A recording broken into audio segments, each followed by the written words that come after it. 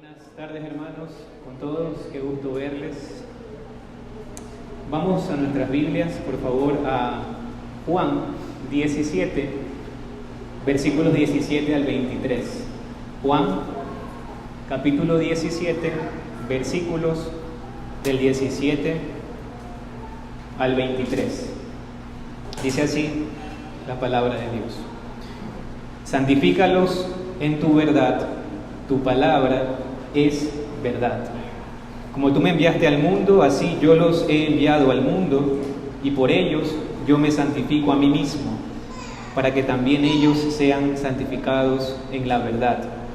Mas no ruego solamente por estos, sino también por los que han de creer en mí por la palabra de ellos, para que todos sean uno, como tú, oh Padre, en mí y yo en ti, que también ellos sean uno en nosotros, para que el mundo crea que tú me enviaste. Yo en ellos y tú en mí, para que sean perfectos en unidad, para que el mundo conozca que tú me enviaste y que los has amado a ellos como también a mí me has amado. Amén. Hermanos, la palabra de Dios, la Santa Escritura, en ella nuestro Dios nos demanda de nosotros que llevemos un orden en cuanto a las cosas que hacemos, cualquiera que éstas sean.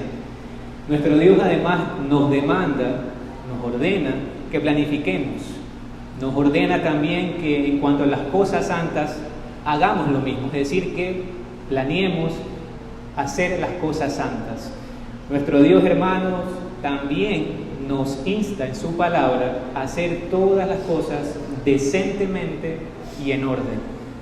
El versículo que leímos, hermanos, allí el Señor Jesucristo orando, Él oraba puntualmente por algo que es muy importante al día de hoy, y es por la unidad de la iglesia del Señor. Él mismo decía que el fundamento de esa unidad era la verdad. La Escritura, hermanos, declara que la iglesia de Dios está conformada por gente de todo pueblo, de toda lengua, de toda nación, de toda tribu. Y en ese sentido, hermanos, tenemos que decir que la iglesia del Señor Jesucristo es católica, es decir, universal, que eso significa básicamente. Al ser universal, hermanos, eso nos dice que hay más pueblo de Dios fuera de nuestras cuatro paredes, evidentemente. Y siendo este el caso, hermanos, debemos procurar la unidad con estos hermanos que seguramente no pensarán igual que nosotros en algunas cosas que podemos considerar secundarias. Pero más allá de eso, hermanos, en nuestra mente debería, sin lugar a dudas, primar la idea de unidad entre todas las iglesias del Señor Jesucristo. Y a esto, hermanos, es a lo que llamamos ecumenismo. Hermanos, como pueblo de Dios que somos, no deberíamos rechazar el uso de las palabras como el credo, que fue algo que el hermano Iván estuvo explicándonos hoy en la mañana. No debemos rechazar tampoco palabras como sistemático, como católico, ecuménico. ¿Y sabe por qué no debemos rechazarlo? Porque estas palabras, hermanos, estos términos no son del uso exclusivo de ninguna organización religiosa. Estos términos, hermanos, le pertenecen al pueblo de Dios. Le pertenecen al pueblo de Dios. Hermanos, sé que quizás algunos tendrán muchas dudas de por qué estoy usando estos términos que son poco comunes quizás en el ambiente evangélico, pero le ruego que me permita explicarlos para que pueda quedar más claro el sentido que quiero darles y nos llevemos estas verdades a nuestros corazones. En esta tarde, hermanos, vamos a continuar desarrollando la introducción al estudio que hemos iniciado ya hace algunas semanas, que es acerca del credo apostólico, y que el hermano Iván lo había iniciado ya hace algunas semanas. Esta predicación, hermanos, es una continuación de lo que estuvimos viendo hoy en la mañana, que tuvo por título la predicación términos problemáticos, y la continuación es términos problemáticos parte 2, la continuación de lo que vimos hoy en la mañana. Y como está en el bosquejo que le fue entregado, esta predicación tiene 3 puntos. Primero, sistemático u ordenado, vamos a hablar un poco de aquello. Segundo, la catolicidad. Y tercero, el ecumenismo, para finalmente ver unas conclusiones y unas aplicaciones. Pero antes oremos para que el Señor pueda guiarnos en este tiempo. Oremos. Amado Señor, vengo a ti pidiendo tu ayuda, tu auxilio, Señor, para que tú me ayudes a hablar fielmente, mi Dios, que seas tú hablando, Señor, por medio de mí. Señor, que soy un vaso de barro, un vaso frágil, Señor. Te pido, Señor, que seas tú asistiéndome y asimismo ayudando a mis hermanos a escucharte, a escuchar a Cristo, al profeta de esta iglesia, por medio de esta predicación. Te lo rogamos en el nombre de Cristo Jesús. Amén. Bien, veamos entonces, hermanos, el primer punto: sistemático u ordenado. Entonces, hermanos, recuerden, como les dije al inicio, nosotros iniciamos esto ya hace algunas semanas, continuamos viendo estos términos que pueden llegar a ser un poco problemáticos, como es el título de esta prédica. En su momento vimos que la fe cristiana no está basada para nada en la ignorancia, no está basada en ignorancia. La fe, hermanos, implica necesariamente conocimiento. Nuestra fe, hermanos, es una fe que entiende y además, hermanos, es una fe que busca entender cada vez más y más. Y un ejemplo de que nuestra fe es una fe que implica conocimiento, hermanos, es nuestro credo, lo que estamos viendo justamente ahora, el credo apostólico. El credo de los apóstoles, hermanos, a breves rasgos podemos decir que es sistemático, que está ordenado. Muchos apelan, hermanos, a que debemos poner en preeminencia en estos tiempos algo que se llama la espontaneidad. Pero algunas veces se suele mencionar esto para recalcar que no debemos hacer todas las cosas al mismo tiempo de manera ordenada, sino que debemos dar un poco de libertad para poder hacer las cosas de manera espontánea. Las muchas reglas, los muchos sistemas no dejan fluir al Espíritu de Dios. Muchas personas pueden llegar a decir eso. Pero ciertamente, hermanos, lo hacen en ignorancia, porque nuestro Dios, en su palabra, nos dice claramente algo totalmente contrario. Nuestro Dios, en 1 Corintios 14:40, es enfático en decir: pero hágase todo decentemente y en orden. Decentemente y en orden. Todo lo que nuestro Dios ha puesto sobre nuestras manos para hacer todo esto, podemos sin lugar a dudas usarlo, pero debemos hacerlo con orden. Y en el contexto, hermanos, del desarrollo, por ejemplo, del culto a nuestro Dios, evidentemente debe existir un orden. Al menos por 2 razones. Primero, para adorar a nuestro Dios con entendimiento y de esta forma obviamente no ofrecer fuego extraño.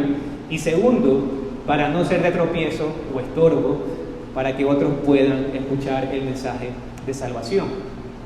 Y hermanos, el Señor en su palabra también nos ordena, por ejemplo, que seamos santos. La Escritura dice: sed santos porque yo soy santo. Y eso es un mandato de Dios. Es decir, la Escritura, hermanos, nos manda, nos ordena imitar a nuestro Dios. Y en eso, evidentemente, debemos esforzarnos en imitar a nuestro Dios. Y hermanos, si Dios es santo, entonces debemos esforzarnos en ser santos, evidentemente.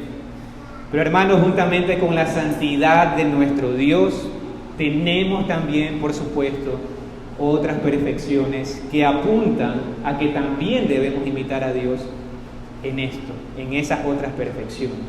Y en ese sentido, hermanos, también podemos decir que Dios desea que hagamos todo decentemente y en orden. Nuestro Dios desea que lo imitemos también en eso, porque Él también es así. Él obra de esa manera, ordenadamente. Por ejemplo, veamos Santiago 4, versículos del 13 al 15. Santiago 4, versículos 13 al 15. Vamos ahora, los que decís, hoy y mañana iremos a tal ciudad y estaremos allá un año y traficaremos y ganaremos, cuando no sabéis lo que será mañana, porque ¿qué es vuestra vida? Ciertamente es neblina que se aparece por un poco de tiempo y luego se desvanece. En lugar de lo cual deberíais decir, si el Señor quiere, viviremos y haremos esto o aquello. Hermanos, cuando la palabra de Dios dice, si quieres, puedes hacer esto, aquello, no significa que no debemos planificar, no significa que no debemos ser ordenados en lo que hacemos y por consecuencia tenemos que hacer las cosas necesariamente de una manera espontánea o desordenada. Lo que la Biblia, hermanos, señala es que nosotros no podemos determinar lo que finalmente va a suceder, porque solamente eso le compete al Señor. A eso apunta este pasaje y es el verdadero sentido. Una de las enseñanzas de este pasaje, hermanos, es que Dios nos manda, Dios nos ordena a hacer todas las cosas de manera ordenada. Y no olvidemos, hermanos, que nuestras acciones evidentemente son un reflejo de nuestros pensamientos. Por tanto, hermanos, esto también nos permite sustentar que nuestros pensamientos e ideas deben tener también un orden. De allí entonces radica la importancia de que nuestro pensamiento teológico, nuestra teología, también sea ordenada. Y de eso surge, por ejemplo, el término teología sistemática. ¿Qué es sistemático? Se preguntarán. Bueno, esto se refiere a algo que es puesto bajo un sistema, en pocas palabras, algo que es puesto bajo un sistema. Teología sistemática entonces es, por lo tanto, la división de la teología en sistemas que explican sus diversas áreas. Refiriéndonos a nuestro estudio, debemos decir que el credo apostólico, el credo de los apóstoles, está ordenado, está sistematizado, para que nosotros podamos seguir cumpliendo el deber que tenemos de entender las verdades bíblicas ordenadamente. Y no olvidemos, hermanos, que en la casa de Dios es Él, nuestro Dios, quien establece el orden que debemos procurar. La Biblia, hermanos, tiene muchos temas, muchos tópicos, y el tomar de la teología sistemática es de gran ayuda, por supuesto, para ordenar nuestros pensamientos e ideas respecto a un tema en específico, con el propósito de entenderlo, de creerlo como Dios ha querido comunicarlo. Y asimismo, hermanos, podemos tomar el credo apostólico, el cual está sistematizado y ordenado con temas importantes de nuestra fe, y podemos confesarlo con libertad y decir, yo creo. Así que, hermanos, no deberíamos tener miedo a este término sistemático. No debería ser un dolor de cabeza el usarlo. Más bien, demos glorias al nombre de nuestro Dios, porque nos ha dado esta forma de expresar las ideas y nuestros pensamientos acerca de su santa palabra. Ahora hablemos acerca del segundo término, hermanos, la catolicidad, y esto me lleva a mi segundo punto. El término católico, hermanos, también es un término bastante problemático, pero debemos entender que esta palabra significa únicamente universal. A eso se refiere cuando hablamos del término católico, universal. El problema, hermanos, es que muchas veces relacionamos esta palabra con el término católico romano, y no es lo mismo, para nada es lo mismo. Estoy seguro que algunos de los que están acá, si alguien les pregunta, ¿eres católico?, muchos van a decir rápidamente, no lo soy, no soy católico. Y mucho más si en algún momento pertenecimos a esta religión. Pero creo que una respuesta válida a esa pregunta, si alguien nos pregunta, ¿eres católico?, una respuesta válida podría ser: sí, soy católico, pero no de rito romano. Es decir, estoy confesando que soy católico, pero al mismo tiempo dejo en claro que mi catolicidad no tiene ninguna relación con la Iglesia de Roma, ni con ninguna de sus prácticas. Vayamos, hermanos, ahora a Apocalipsis 7, versículos 9 al 10. Versículos 9 al 10, capítulo 7 de Apocalipsis.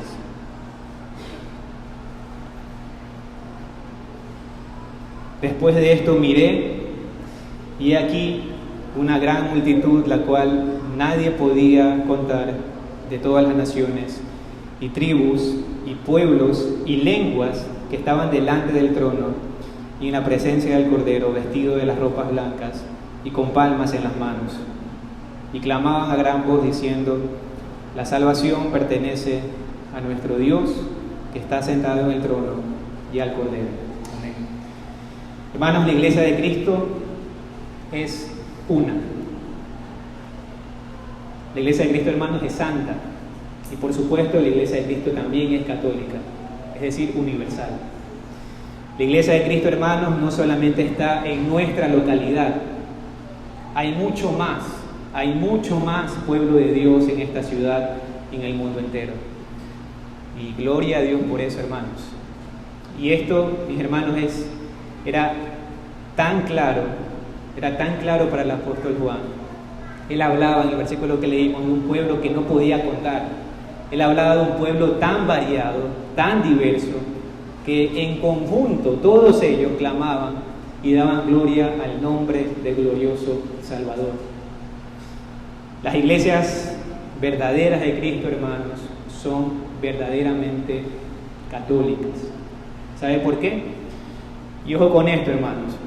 Decimos esto porque nosotros no establecemos que debas pertenecer a una denominación en particular para ser salvo. Nosotros confesamos que debes creer en Cristo para ser salvo, y entonces, si tú has creído, eres parte de esa iglesia universal. Así de fácil, preguntarán algunos. Sí, así de fácil. ¿Quieres un ejemplo claro?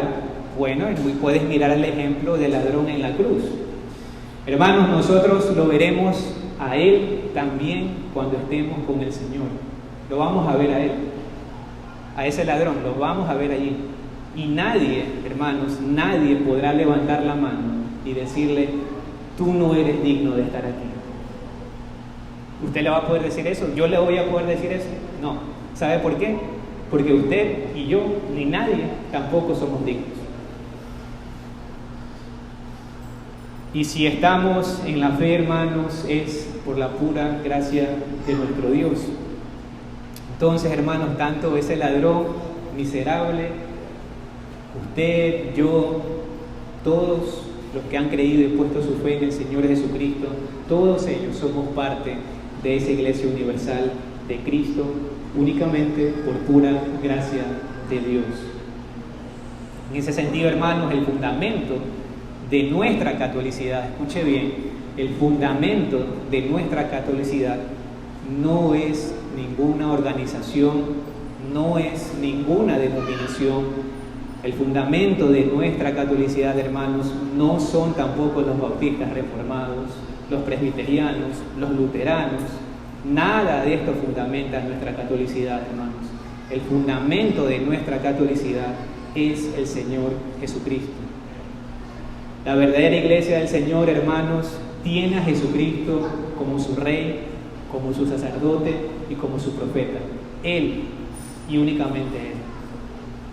Veamos, hermanos, ahora Efesios 1, versículos 22 al 23.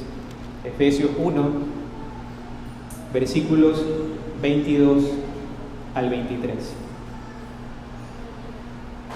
y sometió todas las cosas bajo sus pies y lo dio por cabeza sobre todas las cosas a la iglesia, la cual es su cuerpo, la plenitud de aquel que todo lo llena en todo. Y quisiera citar también, hermanos, nuestra confesión a la cual nosotros nos adherimos, la Confesión de Londres en 1689, en su capítulo 26, que habla acerca de la iglesia, en el párrafo 1, donde define qué es la iglesia, declara lo siguiente: la iglesia católica o universal, que con respecto a la obra interna del Espíritu y la verdad de la gracia puede llamarse invisible, se compone del número completo de los electos que han sido, son o serán reunidos en uno bajo Cristo, su cabeza, y es la esposa, el cuerpo, la plenitud de aquel que llena todo en todos. La idea, hermanos, de decir que somos católicos es simplemente manifestar que reconocemos que hay más pueblo de Dios fuera del entorno que es conocido o familiar para nosotros. Y con esto decimos que hay más iglesias verdaderas del Señor y que nosotros, hermanos, evidentemente no somos los únicos. No somos los únicos. ¿Y qué del credo? Se preguntarán. ¿También es católico? Por supuesto que lo es. Es parte de nuestra herencia, hermanos. Es parte de nuestra sana tradición. Ningún verdadero cristiano podría negar cada una de las expresiones de fe que nos muestra el credo apostólico. Y aquel que se atreva a negar sus verdades, ciertamente estaría demostrando que no es parte del pueblo de Dios. ¿Por qué? Porque principalmente, hermanos, ¿qué declara el credo? Declara que hay un Dios y que ese Dios es Padre y que ese Dios es Hijo y que ese Dios es Espíritu Santo. Si tú niegas esa verdad, en conclusión, no eres del pueblo de Dios. El credo apostólico, hermanos, es algo que todos los que somos parte del pueblo de Dios podemos llegar a confesar unánimemente y sin ningún temor. Esto me lleva también a mi tercer punto, que es el ecumenismo. Esta palabra, hermanos, puede llegar, creo que también puede llegar a ser mal vista, peor creo que el término católico quizás. Y esta palabra muchas veces hace referencia a aquellos que buscan unión sin importar las diferencias fundamentales. Muchas veces se lo usa de esa manera. Esta palabra hasta cierto punto implica universalidad. Esta palabra, hermanos, es de origen griego, proviene de la palabra eukomene, que significa tierra habitada. También puede traducirse como ocupar una casa, también puede traducirse de esa manera. Y hermanos, escuché bien, el ecumenismo al cual apelamos el día de hoy en esta predicación no es el que profesa lo siguiente, y cito: todas las religiones son un camino para llegar a Dios. Hay diferentes idiomas para llegar a Dios, porque Dios es para todos. Solo hay un Dios y nuestras religiones son caminos para llegar a Dios. Uno es Sikh, otro musulmán, hindú, cristiano, aunque son caminos diferentes. Fin de la cita. Hermanos, las palabras que les he compartido es la clase de ecumenismo que en estos últimos años ha tratado de fomentar la Iglesia Católica Romana. Y estas palabras que he citado son declaraciones textuales, no he añadido nada, puede usted buscarlo. Son declaraciones textuales del Papa de la Iglesia Católica Romana. La Iglesia de Roma, hermanos, está dispuesta a unirse con aquellos que odian a Dios con la finalidad de promover unidad, entre comillas, en amor. Estas palabras, hermanos, fueron dichas hace poco, nada más, hace unas semanas, ante todo el mundo, frente a personas de muchas religiones. Y con esta declaración la Iglesia de Roma está, sin lugar a dudas, tirando por la borda el sacrificio del Señor Jesucristo. ¿Por qué? Se preguntarán. ¿Qué tiene de malo que el Papa haya dicho eso? Hermanos, si todas las religiones nos llevan a Dios como Él ha dicho, entonces, ¿cuál fue el propósito de la muerte de Cristo? Al fin de cuentas, ¿fue necesaria la muerte de Cristo? Según el ideal de la Iglesia Católica Romana, nada de eso era necesario. ¿Por qué podemos concluir eso? Porque todas las religiones nos llevan a Dios, según ellos. Que quede claro, hermanos, esto no es el ecumenismo al cual nos queremos referir el día de hoy. No lo es. Cuando nos referimos al ecumenismo, hermanos, hacemos referencia a que debe existir una intencionalidad de extender relaciones con todos aquellos que invocan el nombre del Señor. Y todo esto sin comprometer verdades fundamentales de nuestra fe. Jamás vamos a promover un ecumenismo que busque la unidad con aquellos que niegan a Jesucristo como Salvador. Jamás vamos a promover la unidad con aquellos que entienden que el hombre puede salvarse por sus obras. Jamás, hermanos, vamos a promover la unidad con aquellos que niegan la deidad del Señor Jesucristo, la deidad del Espíritu Santo. Jamás, hermanos, vamos a promover la unidad con aquellos que niegan la suficiencia y la inerrancia de las Santas Escrituras. Jamás lo haríamos, hermanos. Que Dios nos libre de eso. Por mucho tiempo, hermanos, las iglesias evangélicas usaron la idea del ecumenismo y mantuvieron reuniones ecuménicas con la misma iglesia de Roma y dijeron básicamente esto: no importa que venga todo el mundo, no vamos a poner el principio de nada, vamos a juntarnos, la idea es mostrar amor, amarse los unos a los otros por encima de la verdad. Eso básicamente estaban comunicando al unirse muchas religiones con el propósito de demostrar amor. Pero hermanos, debemos entender que no debemos construir nada sin el fundamento de la verdad, como lo dijo el Señor Jesucristo en el pasaje que leímos inicialmente. Juan 17:21 dice: para que todos sean uno, como tú, oh Padre, en mí y yo en ti, que también ellos sean uno en nosotros. ¿Para qué? Para que el mundo crea que tú me enviaste. Y leamos también, hermanos, Efesios 4, versículos 3 al 6. Efesios 4, 3 al 6.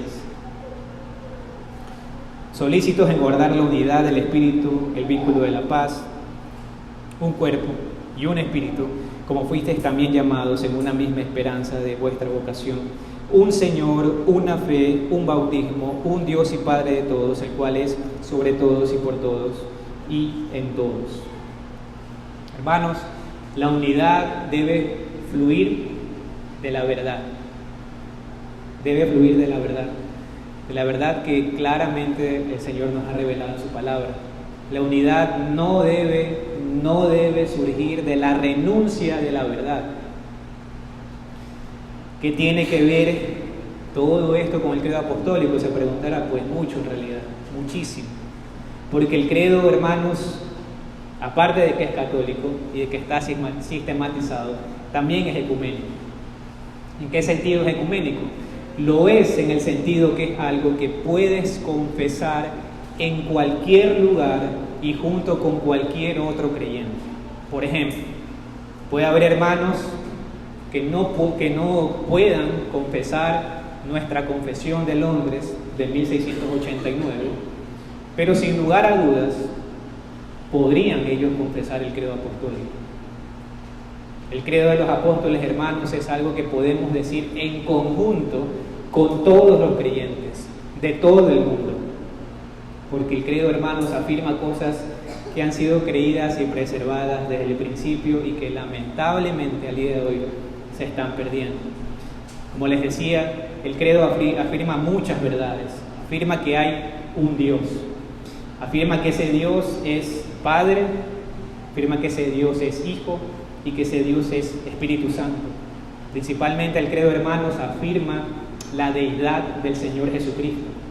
Si ustedes revisan un poco la historia, cómo surgió este credo, en realidad se fue desarrollando, pero cuando culminó y cuando ya se tuvo todo el credo como tal, lo principal fue a raíz de una riña que hubo, una riña doctrinal, donde se estaba poniendo en duda la deidad del Señor Jesucristo. Y es entonces que el pueblo de Dios tuvo que levantarse y proclamar la verdad del credo, que Jesucristo es Dios. Y esa verdad, hermanos, es la que hoy tratamos y esperemos en Dios que nos ayude a seguir defendiendo. Una conclusión entonces, hermanos, de lo que hemos visto el día de hoy. Primero, hemos visto que debemos tener un orden, que tenemos que ser sistemáticos y ordenados. Segundo, que tenemos que ser católicos y que esto implica entender verdaderamente que alguien puede creer lo mismo que yo en cuanto a las doctrinas esenciales, y por tal motivo yo puedo decir que esa persona es mi hermano y por tanto es parte de la Iglesia Universal del Señor Jesucristo. Y tercero, tenemos que tener un espíritu ecuménico con la finalidad de tener relaciones entre creyentes con el propósito de traer gloria al Señor. Esto no implica, como lo he dicho, no implica que debamos negociar la verdad que hemos creído, pero hermanos, tampoco implica que debamos negarnos a extender la mano a un hermano que ha sido comprado también con la sangre del Cordero de Dios. Y cuarto, todos estos términos son importantes y necesarios que le demos la relevancia de vida, porque son gracias que el Señor nos ha dado, que ha dado al pueblo de Dios y que podemos verla con claridad en el credo apostólico. Finalmente, hermanos, a manera de aplicación, quiero contarles una breve historia. Cerca del año 2011 más o menos, alguien a quien conozco empezó a preguntarse ¿cuál será la religión verdadera? Esta persona para ese entonces era católica romana, se había bautizado, había hecho la comunión, había hecho la confirmación, había estudiado en una escuela y colegio católico y toda su familia era y es actualmente católica. A esa persona le causaban muchas dudas las prácticas que tenía su religión de ese entonces. Comenzó a dudar si el catolicismo romano era la religión verdadera.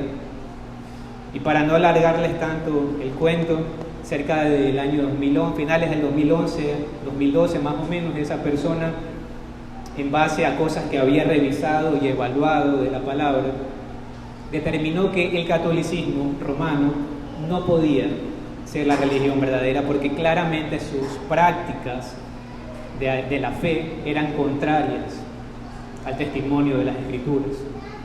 Y hermanos, esta determinación hizo que esta persona rechace y condene absolutamente todo lo que tenga que ver con el catolicismo romano, cualquier cosa que tenga relación con el catolicismo.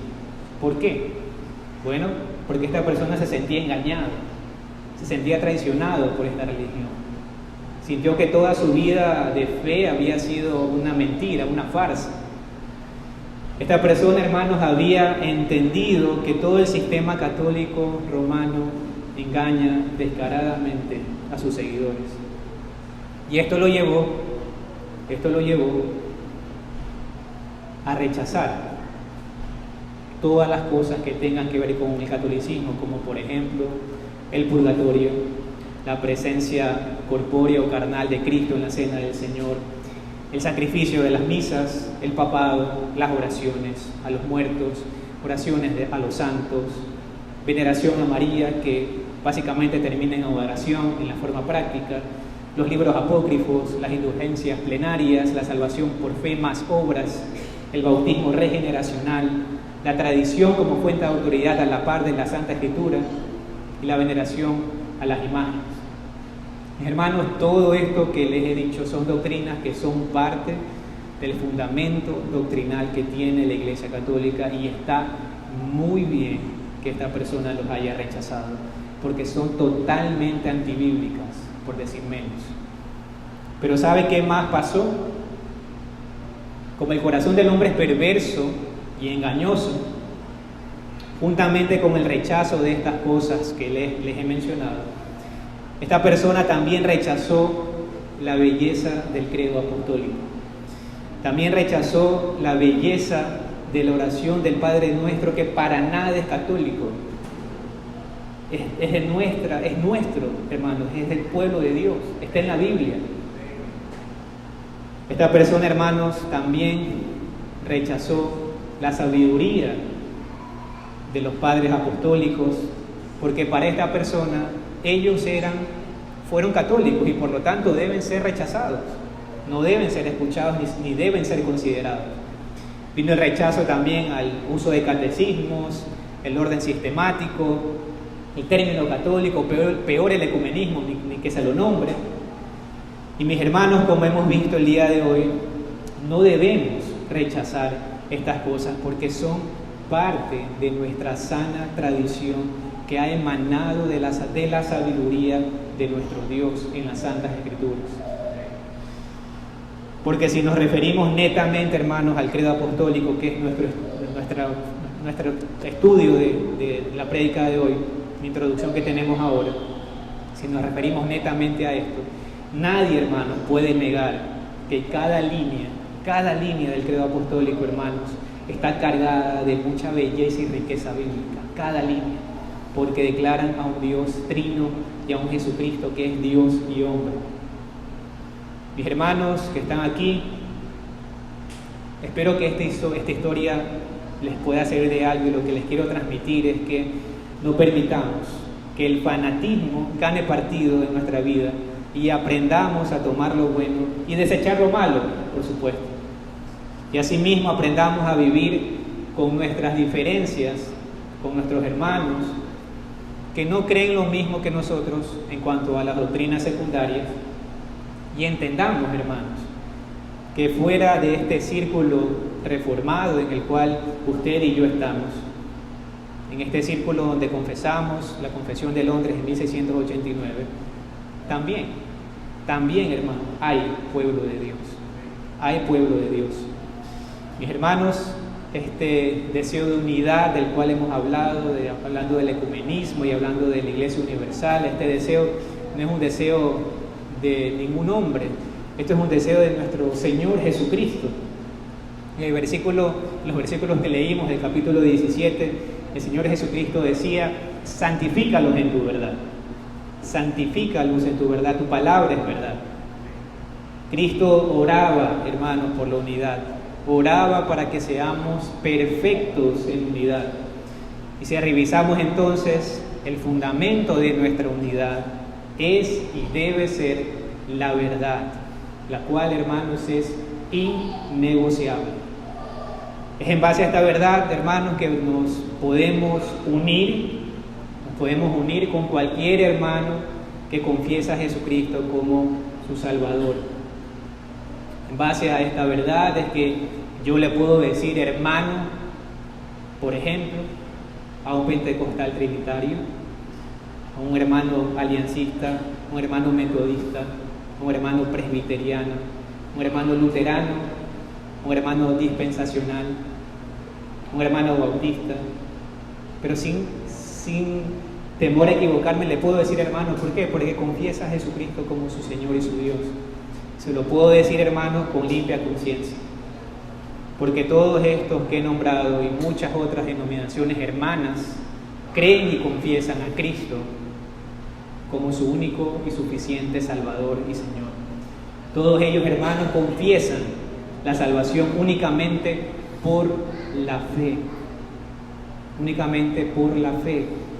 Todos ellos, hermanos, confiesan que el único mediador entre Dios y los hombres es el Señor Jesucristo. Todos ellos confiesan, hermanos, que hay un Dios trino, que hay hermanos en todas estas iglesias, como les he dicho, por supuesto que los hay. Que hay personas que no viven su fe como deben de vivirla, que incluso pueden llegar a ser falsos creyentes, por supuesto que los hay también. Los hay en la iglesia pentecostal, los hay en la iglesia luterana, los hay en la iglesia bautista, los hay en la iglesia reformada, los hay en todos lados, hermanos. Pero eso no quita la verdad y la realidad de que hay pueblo de Dios en todo lugar y que por lo tanto, hermanos, debemos esforzarnos en cumplir las hermosas palabras de nuestro Cristo cuando nos mandó a ser perfectos en unidad, porque sólo así el amor sobrenatural que une a los cristianos y se evidencia en la unidad será una poderosa demostración de la verdad del Evangelio por el cual llevará a los pecadores a Cristo. Y a ti, mi querido amigo, no quiero que te confundas con los términos que al final pueden ser quizás confusos para ti. Tú debes al menos tener claro el día de hoy dos cosas. Primero es que tú y todos los hombres son y somos pecadores por naturaleza. Y dos, que en Jesucristo hay un único, gran y suficiente Salvador, que tú necesitas y que todo aquel que está perdido necesita. Tú te estarás preguntando, pero ¿cómo puedes afirmar que yo soy pecador? Tú no me conoces.